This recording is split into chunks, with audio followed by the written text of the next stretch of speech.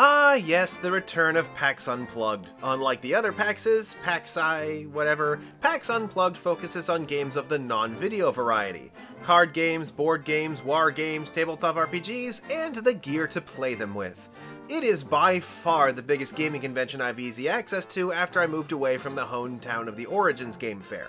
Like last year, I came as a member of the press, so now it's time to talk about the convention, what I did there, and what I brought back, so let's go for it. Oh, by the way, I'm gonna try to do a better job of getting the names of the stuff I'm filming in the shot, so yeah, let's do it.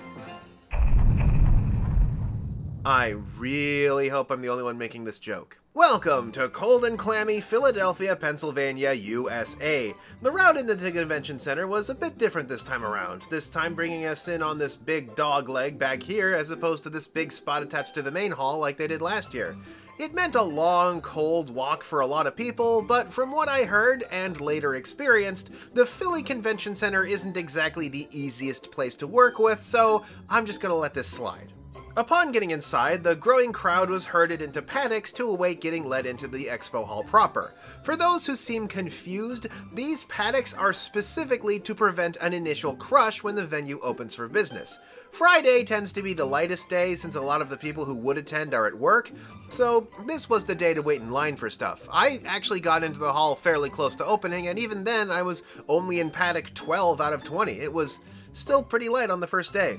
First stop, like last year, was the mini painting booth. I tested out a contrast paint that misbehaved on the shoulder pads, but I plan on stripping it off anyway because between the minis of the month and the starter kits passed to me at Toy Fair, this guy rounds out my freebie Infernus squad, which, as a Salamander player, I will make good use of.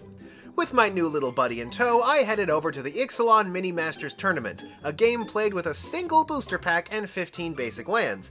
I haven't played any Magic since the whole Pinkertons thing, and haven't played Mini Master since 10th edition, and I swore off buying more Magic cards after that whole Pinkertons thing, but this was free. So the way I see it, Magic was paying me to play their game. I lost in the first round, but it was close. A fight of inches with only one major misplay on my part due to how strangely a lot of these cards are worded. That said, I feel this was not the best execution. A lot of the cards in this set are double-sided cards, so unless you brought sleeves or were lucky enough to pull a double-side draft card, things would get messy. Of course, the Pokemon Play Lab was here again, complete with a neat little mini-game that I showed last year but never explained. The idea is that you build a deck of 3 different types of Pokemon, or Pokemon with only neutral energy costs, shuffle them into a deck, and deal the top 4 like you're playing a game of Ascension. You build a deck of the 3 energy cards that you use to build the Pokemon deck, and deal 2 to each player. On your turn, you draw 1 more card from the energy deck, then place an energy card from your hand onto one of the Pokemon in the row.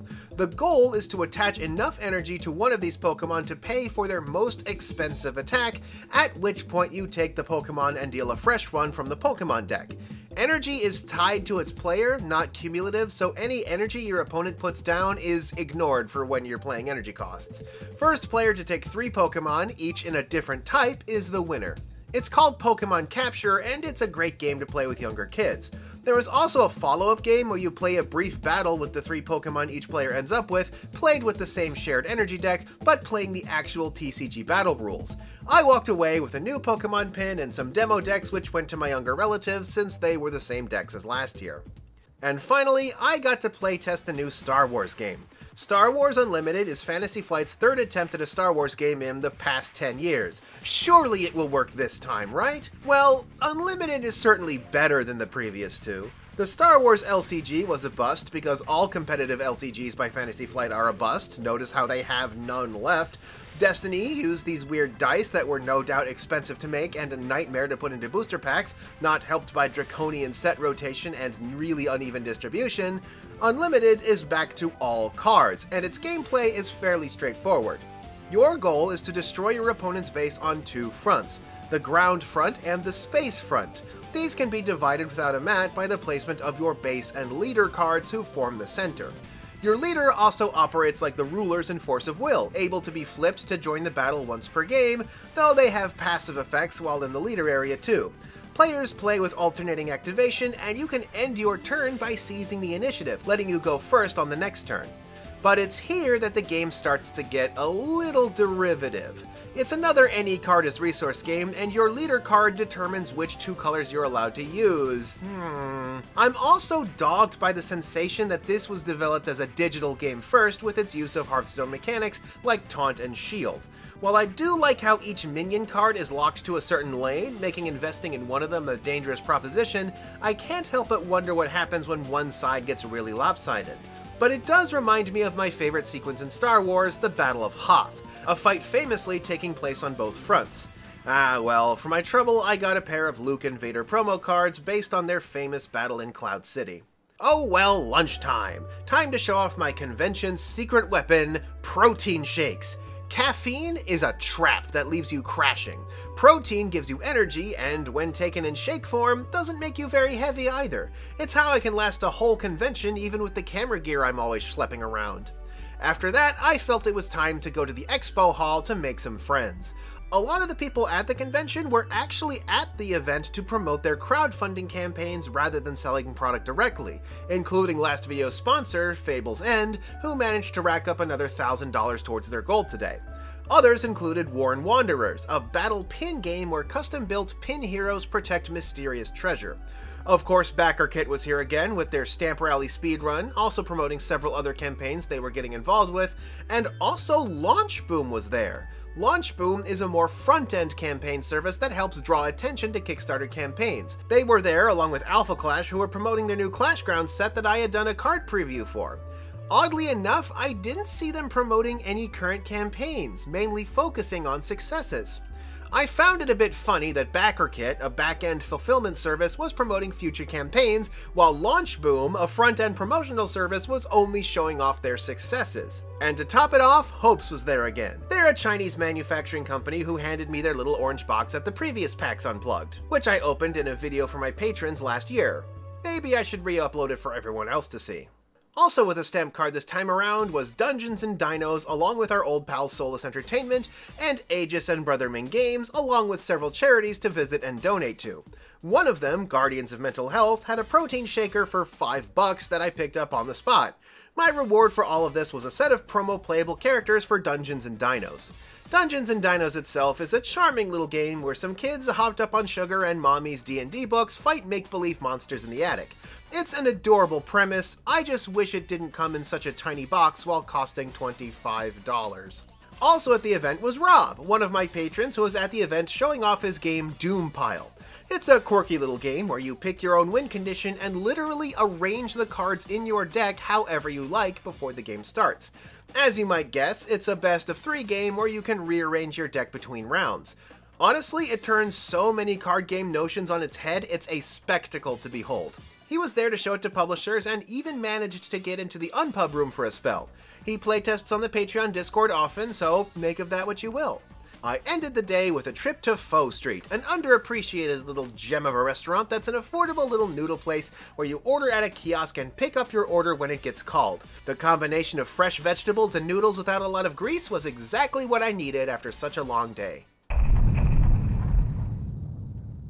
Welcome to Pennsylvania! Silent Hill is real and we have to shoo the Headless Horseman away at least once a week. Shoo! Go on. Shoo! Now, Friday was actually surprisingly busy compared to most events, so even before the day started, I knew Saturday was going to be a be-real day. And boy howdy was I right. The place was packed. It was swarming with people choking all areas of the expo hall. The brief time I spent there was enough to make me have to go up for air, so I spent most of my time in the gaming part of the exhibition. First, I encountered the TableTurf booth. As someone who has used MDF terrain in some of his videos, the idea of heavy cardboard wargaming terrain appealed to me. Despite how these might look, these puppies are surprisingly solid and not really delicate at all. If all you've made is papercraft or stuff made out of like this weird foam stuff, this isn't that. It is sturdy throughout and can be held together with basic glue and holding clamps, all of which they show you where to find on their website. According to the guy there, they actually donated a bunch of their terrain to PAX 4 years ago, and it still looks pretty good. I can see these being used in games of Necromunda, Kill Team, Dead Zone, or any of a host of future dystopias in the 28mm range. They tossed me a container kit I plan on building, as I've already assembled the sample bunker and crate they gave me. Along with this, they were promoting their recently successful Vault of Mini Things, a $110 monster full of over 800 paper-cut minis and terrain for any sort of tabletop occasion. I particularly love how the minis have front and back artwork. I mean, they didn't have to do that. They just had to mirror the front image, but they went the extra mile here, and I appreciate that. Gives us room for dramatic camera movements. As the guy who made Dollar Store D&D, I gotta give props to fitting a full campaign setting in a box priced the same as one WizKids miniature. And speaking of WizKids, they were showing off their new Star Trek game, Into the Unknown, which seems to be played similarly to X-Wing, but it's kind of odd seeing Star Trek as a battle game like this, as opposed to, say, you know, Star Wars.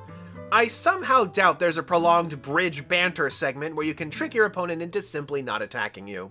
I was more interested in Exit Vector, a cyberpunk take on your typical historical dogfighter. The neat part was that the pin they gave me for checking out the game is a legal playable unit for when it finally comes out. And speaking of, guess what other dogfighter was out? Yep, Snapship Tactics! I gave the game a mention last year as I already have the ships for the game, and this year they tossed me the kit to get started. Expect a deep dive on it in the future.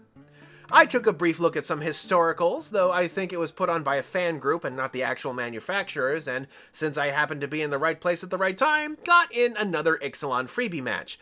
I actually won my first match without a scratch and got a second pack to mix in, but then I was put against a guy who pulled 2 roaming thrones! I was kinda done at this point, but on the way out, I was given a quest by a quest giver, and completing it got me a gold coin. Not sure if this was a promotion of some kind or just something somebody was doing, but After all of that nonsense, I retreated to the Games on Demand area of the hall and was plunked down in front of a game called Fifth Conspiracy. This game, still in development to my understanding, is a new take on the World of Darkness sort of urban fantasy setting, mainly in how it handles gameplay. On one hand, all of the different urban fantasy monsters come pre-blended. The party we played included an angel, a Norse god, and me, a college stoner witch, trying to recover a huge sum of crystallized prayer meant for a dragon that lives in Las Vegas, but was stolen by a pack of werewolf bikers. It's about as wad a story as you can get. Of course, our angel party member demanded a no-kill policy, so we settled for humiliating the poor dogs instead. It fell to me, the college stoner witch, to use my magic to create mighty joint powerful enough to knock a werewolf out so we could steal the prayer back right under their noses. Now, unlike World of Darkness, your skills and abilities instead increase the size of the die you get to roll to try to succeed, rather than just giving you more dice. You basically combine a base stat with one of your identities, such as whether you invoke your supernatural side or your civilian cover. But the thing I like the most about it is the depletion system. Each time you use a supernatural power, you roll depletion versus your balance score. Roll below your balance score and you're fine. Roll above and you start to get tired. And each time you succeed, your next depletion roll is made with a dice one size higher until you fail, at which point you exhaust and your depletion dice drops back down to a d4. This means that a character who has a lot of points towards the supernatural can wield many powers without depleting at all, but the balance is that the more powerful you get, the more you have to indulge your cravings in more and more craven ways. For example, a powerful vampire would probably have to gorge on a victim every couple of days, while a weakling can get away with a hickey about once every couple weeks. World of Darkness has a lot of storyline about resisting the beast within, but Fifth Conspiracy actually gives a real mechanical advantage to letting yourself get more and more corrupted, and I dig it! So many games that feature a corruption system tend to actually make it really easy to avoid actually getting corrupted, but a system where you actually get power by going a little bad is a rare sight. Rather than making it a mere role-playing choice, the players themselves have to decide how much of their humanity they are willing to surrender for power. You're like, you don't want to be a bad guy, but you can get more spell slots. After a bowl of hot noodles this time, I was taken aside after the showroom floor closed by one of the folks who worked on Pocket Paragons to get a look at their new game, Space Lions. It's a head-to-head card sequencing game where you get a hand of hero cards numbered 0 to 6. You also swap one of your heroes with their upgraded version, and play to compete for control over 3 combat lanes. Yep, it's another lane fighter. But the idea is that each faction gets their own special way of playing with their own additional components and gimmicks. For example, my team actually starts with no upgraded heroes, but has a character that lets me upgrade them throughout the game, which means I end with 4 as an extra battle trick while also deploying soldiers for a little bump in power here and there. My opponent's deck leveraged energy and build points to turn their level 0 card into a super weapon death machine. It's kind of that sort of crazy thing. I actually thought it was pretty fun, and it felt like the natural evolution of the Pocket Paragon's concept, switching from a 1 versus 1 battle to a team-based lane battler.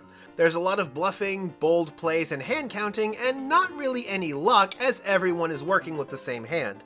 There is a way to lock cards to deny your opponent from having them next turn, as well as cards that benefit from being played face up, giving your opponent information in exchange for a little boost.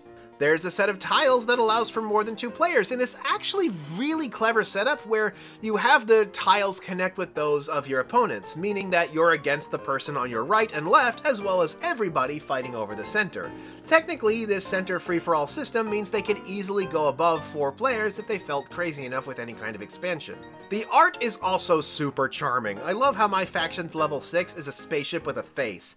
And yes, there is a lion-based faction in Space Lions. I know you're curious. And speaking of people I'd worked with before, at the end of the day, Fable's End had met their Kickstarter goal. Mazel tov. If there's any weather worse than cold and wet, it's warm and wet. Oh well, at least Sunday is lighter than Saturday. Not as light as Friday, but at least it was possible to move around and walk in the expo hall, and a lot of people complimented my hat. Today was my cleanup day, grabbing footage I missed on other days and checking up on how other folks were doing. One of those stops was a revisit to Super Show, the wrestling card game I showed off last year. Sadly, they had not brought any copies of Rainbow Girl, but they were showing off a neat little gizmo they had 3D printed, a combination dice tower and deck box. I've seen dice towers that look like deck boxes, and I've seen deck boxes with a panel for dice, but I've never seen something that combined the two, so that was an interesting little discovery. I sure hope they have a patent for it. They were also hosting a cheapo tournament that I entered and promptly lost, but hey, I actually have cards for the game now. Another game I looked at was Battleground Fantasy Warfare. It's a game where playing cards get used as pawns on a field, something I have criticized in the past, but there's an important caveat here. The big one is that these cards aren't the sort of slop I see that's generated as a result of what I call TTS syndrome, where the infinite space of Tabletop Simulator combines with all of the pieces being weightless and magnetized, which might mislead a designer as to how their physical game actually feels to play. In the case of Battleground, though, these cards invoke the sort of rank-and-file formation often seen on square-based fantasy and historical war games, so the shape of the card, combined with the instinct to slide the cards on the map, and which are designed to accept dry erase marker to calculate damage, feels more natural and is easier to manage than a game where you move a card like a chess piece while burdened with piles of tokens. So hey, somebody figured out how to do it right. See, I can be proven wrong.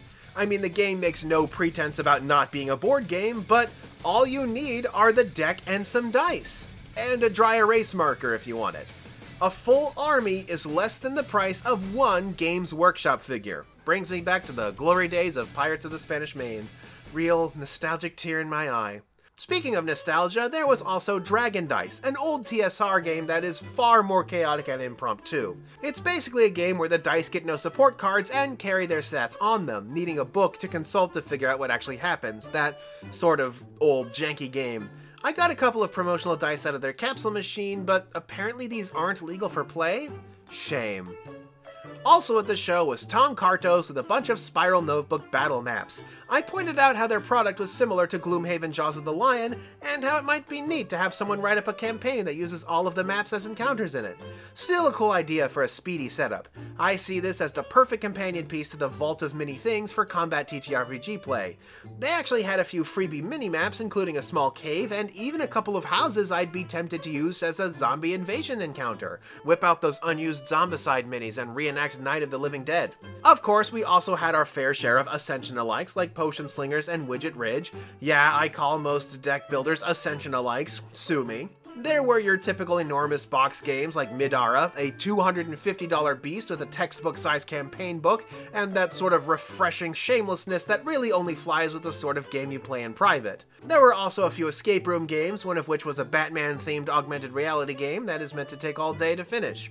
Dexterity games are still alive and well, like a catapult game where the armies are so underfunded they're sharing the same cannonball.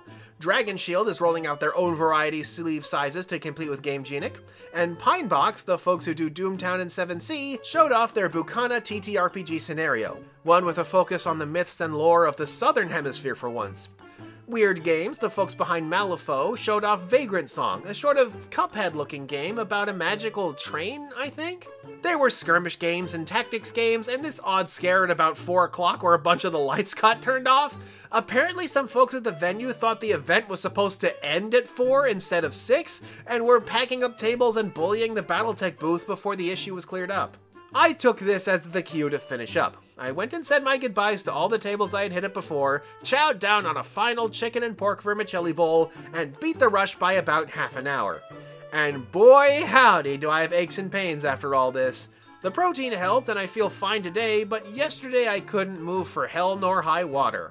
Also, Fable's End has not only gotten safely above their initial goal, but have even secured some stretch goals as well. Way to go! So my trip included a combination of things purchased and things given to me for review, but I know what you want. You want to know what I pulled out of the trash this year. I'm the trash man.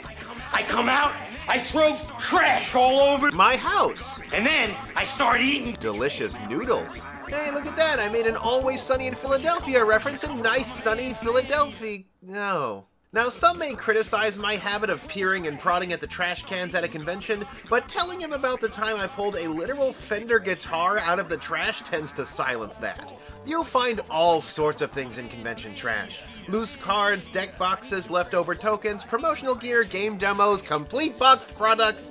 It's nuts. You might even say that a glance into the bins is conventional wisdom? So of course I got a ton of pack chaff from the various Magic events, a complete land station, someone pitched like 100 one-piece cards complete with rares and leaders, I got an oversized commander card, 5 deck boxes, 2 life counters, 8 decks worth of extra Lorcana tokens, along with 5 playmats and 2 quick play guides, random tokens from elsewhere, a fly swatter, a metal straw, and this thing.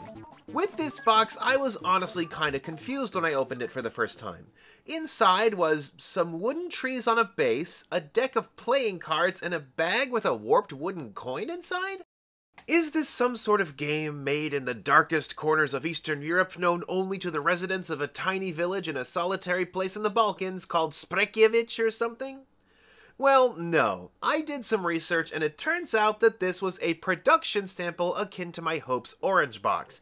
But I gotta say, for a production sample, it doesn't make a great first impression. I mean, the box itself is made of cork. The thing about cork is that exposure to moisture causes it to swell up like a kid with a nut allergy, thus making the box nearly impossible to open. And considering we're on the coast of Pennsylvania, it's easy to see why this got pitched. Still a neat oddity though. I also grabbed a few pads of these Pokemon instructional guides, not sure why they get packed like this rather than in a full ream, but I guess the idea is you only open as many as you need, in which case why throw all of these away? Well, I'll find a use for them, even if it's just wrapping paper. I was also handed a sample of this mental health kit from the same place I got my shaker bottle. Not sure what's in it. It's sealed like an MRE, so I haven't opened it yet. But now, on to the goods. Of course, many games had their promo cards to pass around. I already mentioned the ones from Dungeons & Dinos and Star Wars Unlimited, but we got promos from familiar faces like Varia, Star Realms, Alpha Clash, and Flesh and Blood. Points to Legend Story Studios for making one of their cards have an actual swear word in the title. We got a promo card for the combining robot game Aegis, a Santa Claus card for Kamigami Battles by Japanime, bonus characters for One Deck Dungeon and One Deck Galaxy, and a pair of character cards from the game Catharsis. These are neat in that they have some quotes on them, like this fire guy who says, "Disaster follows in my footsteps, chaos flows in my wake. and I am the tempest that shatters the world's serenity. And this Ice Lady, whose quote is, This is just filler text for now. Random flavor / quote will go here. This is just filler text for now. Random flavor / quote will go here. I was also given these promo cards for an upcoming game called Goodneck, a square card tactics game to put on the pile. And by given these cards, I mean I pulled them out of the trash because when I went to their booth, they didn't give me the time of day! Anyways, on to the goodies. Soulless Entertainment tossed me a bunch of stuff for a future video, specifically 2 new expansions for Pocket Paragons, those being one for Aegis and another for Pax's own Acquisitions Incorporated, a snazzy playmat to play them on, and a big brick of demo decks which, mark my words, I will be making good use of. I also got a copy of Space Lion. Of course, that TableTurf crates and container set I'm gonna put together, wonder if I should make that my first live stream, and a copy of Snapships Tactics, as well as a card expansion for the smaller ships. Like I said before, I already have a Snapships collection, so this is very relevant to my interests. Though, because I already own the Snapships, it means that the ones actually inside the base kit are kinda useless to me. A recommendation I gave them would be like an Essentials kit for people who already have them, like me. I got an expansion from Varia, stuff from the new Alpha Clash set, One Deck Dungeon, Tanto Cuore, and a new Fairy Tail game put out by Japanime, and of course the Super Show starter. I also picked up the Battleground Orc deck in this slick little old-fashioned deck box. And that was PAX Unplugged for the year 2023. I'm currently in my recovery phase. Thanks to all who came to our wild, wet, and scary Philadelphia to attend, and you can bet a lot of the stuff on here is future content for a video, so look forward to more stuff this December. And of course a big thanks to my patrons who make this all possible. My Discord is always abuzz with game devs trying out games and spitballing ideas, so feel free to join for as little as $1 a month. So that's PAX Unplugged, and until next time, this is Kodak signing off.